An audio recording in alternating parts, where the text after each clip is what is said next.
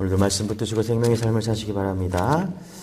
요한복음 4장 5절부터 10절까지 우리 한 목소리로 우리 5절밖에 안 됩니다. 같이 읽겠습니다. 요한복음 4장 5절부터 10절까지 시작. 사마리아에 있는 수가라 하는 동네에 이르리니 야곱이 그 아들 요셉에게 준 땅이 가깝고 거기 또 야곱의 우물이 있더라. 예수께서 길을 가시다가 피곤하여 우물 곁에 그대로 앉으시니 때가 6시쯤 되었더라. 사마리아가 여자 한 사람이 물을 길러 왔음에 예수께서 물을 좀 달라 하시니 이는 제자들이 먹을 것을 사러 그 동네에 들어갔음이로라. 사마리아 여자가 이르되 당신은 유대인으로서 어찌하여 사마리아 여자인 나에게 물을 달라 나이까 하니 이는 유대인이 사마리아인과 상종하지 아니함이로라. 예수께서 대답하여 이르시되 내가 만일 하나님의 선물과 또 내게 물 좀 달라 하는 이가 누구인 줄 알았더라 하면 내가 그에게 구하였을 것이요 그가 생수를 내게 주었으리라. 아멘. 한 문화학자는 현대를 가르쳐서 이렇게 이야기했습니다. 고립되고 상처하고 목마른 인간, 그 인간들이 현대를 살아가고 있는 우리다라고 이해를 하고 있습니다. 고립되고 상처나고 목마른 인간들. 틀린 말 아니죠? 그렇죠? 고립되고 상처나고 뭔가를 갈망하는 그런 우리들, 그 모습이라는 것입니다. 그런데 성경에도 그런 여자가 등장하죠. 오늘 4절에 보니까 우물가의 여인이 그 여인이었다. 여러분, 어느 날 예수님은 유대로 내려오셨다가 다시 갈릴리로 올라가시게 되었습니다. 근데 유대에서 갈릴리로 가려고 하면 제일 가까운 길은 사마리아를 거쳐서 가는 길이죠. 사마리아가 중간에 있기 때문에 직선으로 가면 금방 갑니다. 그런데 유대인들은 사마리아인들과 상종하지 않습니다. 그들은 아수르가 침입했을 때 혼혈 정책을 피고 또 그 다음에 그렇게 혼혈 정책을 피임으로 인해서 종교도 혼혈화되었습니다. 그래서 유대인들은 사마리아 사람들을 개돼지 취급한다 그랬죠. 성경에 보니까. 그래서 다 돌아갑니다. 사마리아 땅을 밟지 않고. 거기가 저주받은 땅이기 때문에 다 돌아가요. 이렇게 좀 직선으로 가면 빠르지만은 이렇게 돌아서 갑니다. 그런데 예수님께서는 그날 사마리아 땅에 들어가셨다는 것입니다. 의외의 일이 벌어진 거죠. 여러분 한번 생각해 보세요. 고립된 땅, 아무도 가지 않는 땅, 그리고 그 고립된 땅에서, 사마리아 땅에서 고립된 여인, 그렇죠? 이 사마리아 여인, 우리가 잘 알고 있죠? 익히 잘 알고 있죠? 그 고립된 여인, 고립된 땅에 고립된 여인을 찾아서 예수님이 의도적으로 가십니다. 니고데모는 예수님을 찾아왔죠. 맞죠?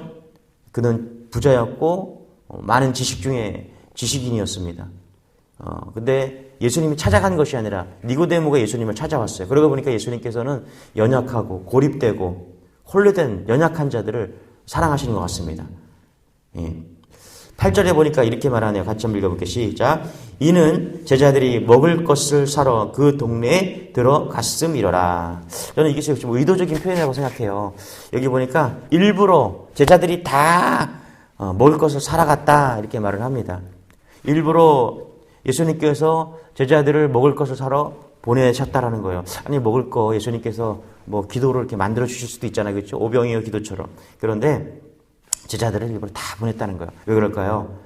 오늘 제가 볼 때는 이 사마리아 여인을 외롭고 고립되고 상처받은 이 여인을 만나기 위해서 남편을 5이나 갈아치우고 이제 6번째 남자와 살고 있는 이 불행한 여인을 만나기 위해서 의도적으로 제자들까지 다 물리시고 이제 만나러 갔다는 것입니다. 여기 하나님의 은혜가 있습니다. 할렐루야. 예수님께서는 연약하고 병들고 홀로 된 자를 찾아오신 줄 믿으시기 바랍니다. 할렐루야. 오늘 우리의 마음이 갈급하다면, 우리의 마음이 외롭다면, 우리의 마음이 쓸쓸하다면 주님께서 이 시간에 오시길 축원합니다. 할렐루야. 우리 5절 6절입니다. 같이 읽겠습니다. 시작. 사마리아에 있는 수가라 하는 동네에 이르시니 야곱이 그 아들 요셉에게 준 땅이 가깝고 거기 또 야곱의 우물이 있더라. 예수께서 길 가시다가 피곤하여 우물 곁에 그대로 앉으시니 때가 6시쯤 되었더라. 이제 수가 마을에 들어가셨습니다. 그렇죠? 이 여인이 살고 있는 마을은 수가 여인이었습니다. 야곱의 우물이라는 붙여진 그 우물가에 다다랐고요. 보니까 몇 시쯤 되었습니까? 6시쯤 되었다 이렇게 말합니다. 그렇죠? 6시쯤 되었다라. 그러니까 유대인의 6시면은 거기다가 6시간을 빼면 돼요. 그러면 우리나라 시간으로 따지면 12시가 되었다. 정오가 되었다. 그렇죠? 사막에서 가장 더운 시간이 12시인데 그래서 우물가에 물을 길러 오지 않는, 아무도 오지 않는 시간이 12시입니다. 그때 이 사마리아 한 여인이 물을 길러 왔다라는 것입니다. 왜 왔습니까? 그 시간에 다른 사람들 보기 싫다는 거예요. 혹은 다른 사람들과 어울릴 수 없는 그런 여인이었다라는 거예요. 고립되었다는 것이죠. 예. 철저하게 고립되고 외로운 인생 가운데 있는 여인이었다라는 것입니다. 요즘 시대에 정말 이런 여인처럼 그런 사람들이 정말 많습니다. 혼자 살아요, 혼자. 예. 여러분 요즘 혼자 살죠? 요즘 시트콤이 안 나오잖아요. 그렇죠? 예. 시트콤 여러분 옛날에 시트콤 보셨죠? 막 가족끼리 막 나와서 재밌게 막 이야기하고 막 이런 거. 요즘 그런 거 안 나옵니다. 왜 그런지 아세요? 예. 그런 거 하면은 사람들이 공감을 안 한대요. 다 혼자 살기 때문에. 혼자 사는데 가족들이 막 살고 막 재밌게 수다 떨고 이런 것들 공감을 못 한다라는 거예요. 주위에도 이제 우리 젊은 청년들이 혼자 살고 결혼 안 하고 그냥 혼자 살겠다. 그래서 눈을 뜨자마자 핸드폰을 열고 밥을 먹으면서도 핸드폰을 보고 길을 걸으면서도 핸드폰을 보고 전철을 타고면서도 핸드폰을 보고 핸드폰이 친구가 되었어요. 맞죠? 할렐루야. 정말 외로운 인생, 고립된 인생을 지금 우리 모두가 살아가고 있다는 것입니다. 어제 뉴스를 보니까 무슨 애인 대행 서비스 이런 것도 요즘에 유행이라고 하더라고요. 이게 이런 유흥이 그런 게 아니라 사람들이 혼자 살다 보니까 연애를 할 줄을 모른대요. 그래서 1시간에 6만 원이래. 애인을 대신 해주는 거예요. 그래서 극장도 같이 가고 밥도 같이 먹어주고, 예. 그리고 인터뷰를 한 거 보니까 이런 얘기를 하더라고요. 애인 대행인 남자 여자를 이렇게 취재를 해봤더니 이런 얘기를 하는 거예요. 자기랑 같이 이렇게 하루 이렇게 애인 대행 서비스를 받은 그 사람에게 되게 그런 말을 해줄 때 고맙대요. 이렇게 오늘 하루 같이 있어주면서 말을 할 수 있고 내가 연애를 처음 이렇게 연애 같은 마음을 가지고서 연애하는 마음이 다시 생겨난 게 너무너무 고맙다고. 그런 말을 들을 때 자기는 이 일에 보람을 느낀다고. 예. 이렇게 연애도 못하는 그런 시대가 되었다는 거예요. 그러고 보니까 주위에도 이런 청년들이 좀 있는 것 같습니다. 청년뿐만 아니라 나이 먹은 우리들도 또 누구나 다 외로운 인생을 살아가고 있는 것 같아요. 자, 그곳에 주님이 찾아오십니다. 할렐루야. 우리 7절, 8절, 9절 같이 한번 읽어보겠습니다. 시작. 사마리아 여자 한 사람이 물을 길러 왔음에 예수께서 물을 좀 달라 하시니 이는 제자들이 먹을 것을 사러 그 동네에 들어갔음이로라. 사마리아 여자가 이르되 당신은 유대인으로서 어찌하여 사마리아 여자인 나에게 물을 달라 하시나이까 하니 이는 유대인의 사마리아인과 상종하지 아니함이로라. 그렇죠? 여인의 모습이 어떤가 한번 살펴봅시다. 이 여인은 어떤 여인인가? 물을 좀 달라 했어요, 예수님께서. 그러면 우리는 이렇게 말하면 되죠. 줄 수 없습니다. 줄 수 있다 없다, 그렇죠? 당신이 떠드세요, 그렇죠? 이렇게 얘기하면 되겠죠, 그렇죠? 그런데 9절에 보니까 이 여자가 좀 까칠하게 말해요. 9절 이렇게 말하죠. 사마리아 여자가 가로되 당신은 유대인으로서 어찌하여 사마리아 여자 나에게 물을 달라 하나이까? 그러니까 이렇게 얘기하는 거죠. 왜 나한테 물 달라고 하냐고 따지는 거예요, 지금. 그렇죠? 좀 까칠하죠, 그렇죠? 예. 그냥 알아서 드세요. 죄송합니다. 저는 물 떠주고 싶지 않네요. 이렇게 말하면 되는데 왜 나한테 선생님, 왜 우리 유대인들한테 나는 유대인 사람인데 왜 나한테 물을 달라고 하시냐고 따지고 있는 거예요. 까칠한 여자죠. 심리학자들은 현대 상처받은 사람들에게 가장 많이 입술로 표현되는 말이 영어로 leave me alone. 나를 내버려 두세요. 이렇게 말한다는 것입니다. 요즘 젊은 사람들한테, 요즘 현대를 살아가는 사람들한테 간섭하고 그러면은 그냥 내버려 두세요. 이렇게 말한다는 거예요. 이 여인이랑 똑같다는 거예요. 상처받는 사람들은 다 이렇게 말한다는 거예요. 내버려 두세요. 예. 여러분, 근데 그 마음 가운데 주님이 찾아가기를 소망합니다. 할렐루야. 예. 외롭고 고립된 인생 가운데 만나야 될 사람이 있는데 그게 누구냐 하면 예수 그리스도인 줄 믿으시기 바랍니다. 할렐루야. 그 만나야 될 분, 예수님 만나야 될 것을 예수님이 아시기 때문에 오늘 이 여인을 찾아가 주셨다는 거예요. 저는 기도합니다. 외롭고 힘들고 고난고 연약한 모든 인생 가운데 주님이 찾아오시기를 소원합니다. 할렐루야. 우리 10절입니다. 같이 읽겠습니다. 10절 시작. 예수께서 대답하여 이르시되 내가 만일 하나님의 선물과 또 내게 물 좀 달라 하는 이가 누구인지를 알았더라면 내가 그에게 구하였을 것이요 그가 생수를 내게 주었으리라. 그렇죠? 여기 보니까 뭐라 그래요? 생수를 주었으리라. 예수님께서 이 여인을 보시면서 어떤 인생이냐? 목마른 인생인 것을 아셨다라는 것입니다. 예. 얼마나 목이 말랐으면은 남편을 5명이나 바꿨겠습니까? 여러분, 목마른 인생의 특징이 있죠. 애인을 바꾸고, 파트너를 바꾸고, 직업을 바꾸고, 직장을 바꾸고, 종교를 막 바꾸는 거예요. 뭔가를 막 바꿔요. 왜? 만족이 없기 때문에. 그래서 그의 인생은 또 만족하기 위해서 방황을 하는 것입니다. 끝없는 목마름, 타는 목마름으로 허덕이는 인생이라는 것입니다. 예. 그 인생에 예수님을 만나기를 소망합니다. 할렐루야. 예. 우리 인생의 모든 사람들은 뭔가를 막 갈망해요. 끝없이 찾아가요. 여러분, 1981년에 7월 영국의 세인트 폴 성당에서 한 여름의 더위에 잊은 많은 사람들이 동화 같은 결혼식을 봤습니다. 뉴스에 대서특필이 됐어요. 아주 그냥 마차를 타고 젊고 청순하고 아름다운 신부가 바로 이 왕국 왕위 계승 서열 1위인 찰스 황세자와 결혼을 하는 다이애나 비나라는 그런 여인이 있었습니다. 아름다운 여인이었어요. 현실 속에서 동화 같은 결혼식을 막 한 거예요. 그녀는 영국의 스펜서 백작 셋째 딸로 태어났습니다. 심리학자들은 그녀의 나이가 6세 때 어머니가 자녀들을 버리고 돈 많은 사업가를 떠난 그 당시에 멈춰져 있다라고 합니다. 몸은 아름다운 여인이었지만 정신적으로는 이 다이애나 비는 6살에 멈춰져 있었어요. 어머니가 자기를 떠나는 그 순간에. 그래서 그의 인생은 어떻게 삽니까? 목마른 인생을 사는 거예요. 보니까 그녀의 머리 손질에만 1년에 600만 원을 썼다라고 이야기를 합니다. 몸매 관리와 의상 구입에만 연간 7억 5천만 원을 사용했다라고 합니다. 여러분들은 놀라지 않지만 놀랄 일입니다.